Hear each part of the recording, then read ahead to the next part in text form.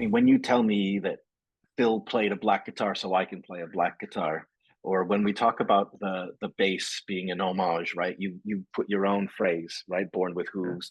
Um, do you feel the that you want to make the tribute as close to the appearance as possible of appearing like Motorhead? I I think when I posted something on one of the Motorhead Facebook pages, that just enjoy the music and don't try to copy them. Someone said, and I feel that one, but it's also about the show. We have always been about the show, and we wanna. Yeah. If I want when go out and see a tribute band, I want to see that they have made an effort. So that's how I feel too. I want to make an effort to give them something, and I know we can't be Motorhead, far from. It's not that, but it's fun also to try to get really close. But yeah, and when people pay money to see the show, it's an Ironhorse, it's a Motorhead tribute show. They want to see something more than just three guys with jeans on the stage. They want to see Motorhead tribute. Yeah, they want to see the bullet belt. They want to see Rick. And I love it. I absolutely love it. Yeah. And there's a balance, and I think that's the perfect answer. Where you started with, you also want to be yourself a bit, right? And there's a balance, right? So I think some tributes are amazing because they're note perfect and they just look the part, and other tributes are great because they are, you can tell it's the individual who's brought something to it. They're inspired by, and they love it, and they're bringing you the best they can, but they're also infusing it with their own personality or their own style. It's a balance. It's a tough one, isn't it? But we played, I think, Born to Raise Hell with our original band. And yes. That version is more our own version of Born to Raise Hell. But when we play it with Ironhorse, we try to sound like Motorhead, of course. Yeah. Fantastic. And if we do something special in a song or a mistake, we can always say, "Oh, it was our version of that song in that bootleg." Yeah, that bootleg in '83. So you can always justify what you do. Absolutely. Yeah. Well, he hit a wrong note somewhere in 1984. Michigan. That's what I was trying to replicate. That's really great. Michigan Falls, 85. Yeah, they missed the third verse in New York. Yeah. Yeah. By the way, the show looks like it was a lot of fun. Motorhead were like the physical embodiment of what Spinal Tap was trying to make fun of, right? So Motorhead seemed to just always be chaos, all throughout their career. They never took themselves seriously. They always got in the middle and mixed up with craziness. And now you have your own true story, right? So what is the Ironhorse story about this show that you did an hour and a half from where you are? Oh, you mean the fire? Oh, you mean the fire? Well, what happened? At the end of the set, we were just about to play Ace of Spades when the staff came up on stage and said we have to evacuate. It's a fire, and we thought, okay, it's the fire alarm went off. Someone been smoking in the hotel room or something like that. But then when we got out on the street, we saw it was a full-blown fire. One of the hotel rooms. So then the second time, guys, you need to leave. Yes. So we really mean it. Yeah. The flames were burst out the window. So okay, there's an open bar. Yeah. Let's go in there. It was a bit too close for comfort. Yeah. Yeah. Did they come around and say leave everything, or were you standing on the street with your guitar in your hand going, I have to rescue my guitar? We just left with a sweaty shirts. Yeah, yeah. Everything was left on stage. So Well, I don't know. We even have to leave the beer. yeah, No, so that's two things that you shouldn't leave behind: the guitar and the beer. Yeah, Should have been the yeah. first thought, right? Nope. yeah. So I love it. I was a fun story, but a shame that we couldn't play. I mean, Ace of Spades and Overkill, the last two songs that you look forward to play. So We have a good reason and a good excuse to skip two songs on that side. And everyone who came to see you is going to have to come back for the encore, because that's a memorable night for sure. Yeah, they offered us. They want us to come back and finish our sets. So we're gonna do it again without the fire, hopefully. Simply amazing. You have got quite the story. I'm going to show you these things because I think they're really cool, and I'll get a quick little video of myself saying how cool I think they are, and I'll get your thoughts. But someone else who's in our Facebook group is a guy named AJ Bukard. I hope I pronounced his name correctly. He's from Poland, so maybe I've got it wrong. But he makes these really cool little things. yeah, You've seen them before? cool. I've seen them. Yeah. So this, of course, is the Born to Lose Out to Lunch bass. Yep, It's that's just one the of coolest little thing. Yeah. And he's also makes this one, which I think you started talking about, because you said when you were talking about the basses, you said carved. Yeah. You're thinking of that guy? Yeah. These, I have to say, I think that these are really cool little things. I really like the craftsmanship on these things. Cool. I should do that without the.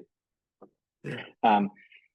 Okay, so let me shift to personal experiences. Have you seen Motorhead live? Yep. Tell me about that. I've seen them, I think, 3 times during the years. First time, I think, was in '84.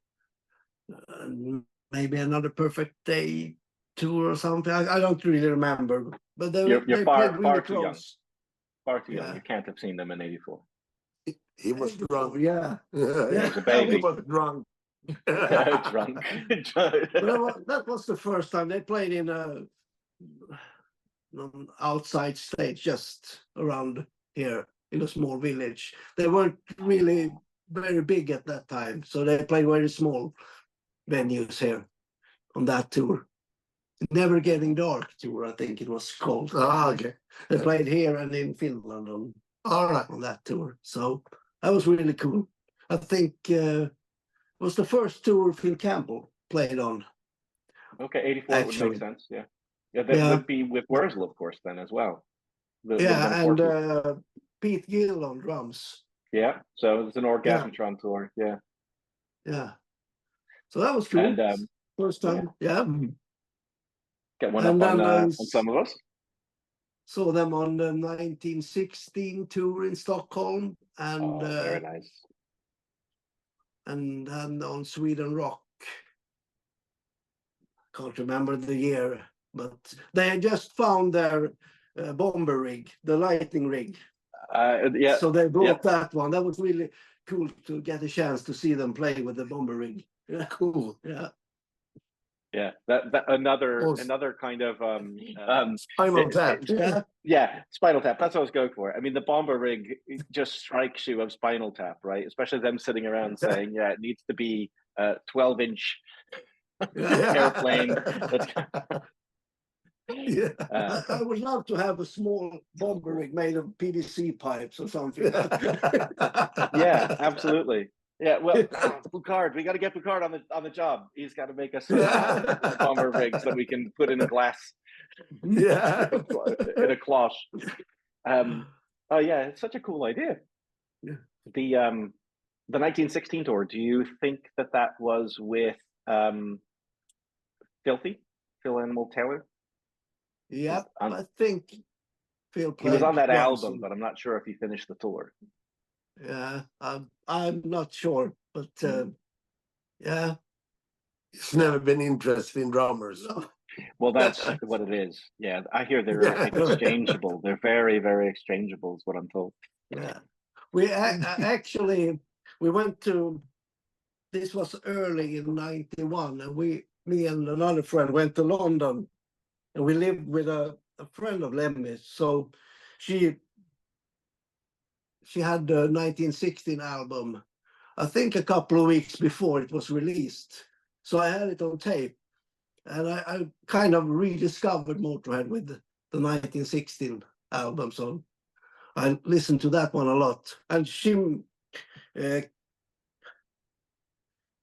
managed to put us on the guest list for that show we went to. So that was really cool. Yeah, that's nice. Backstage in London? No, not backstage, but guest list, still very nice. Guest list, Invited along. We got in for free, and we could give the finger to the yeah, to the the man ticket in the office. door. We said, yeah, right. But then he called and checked, and I don't know if he called Lemmy or who he called, and they said, yeah, of course. all right. So yeah, it was cool to get in. I love it. Yeah. That's some great memories. Yeah, we met Lemmy short and had some pictures. So we were in London. So yeah. Cool dude. Cool dude. But you get a bit starstruck. So you don't know what to say when you meet a guy like that. Yeah. Very approachable though, right? You didn't make it difficult whatsoever to have a conversation with him. It's from your side, right? When you're feeling starstruck, you don't know what to say. Yeah. No. But so if you have the photos, you have to share them on the Facebook group, please. Yeah, can. That would be awesome. No problem. Yeah.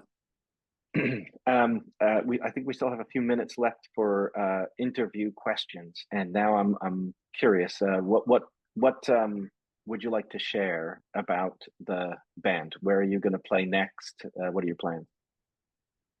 We have one booked gig in December or November, December. 6th and 7th of December. Yeah, Pub Anchor in Stockholm.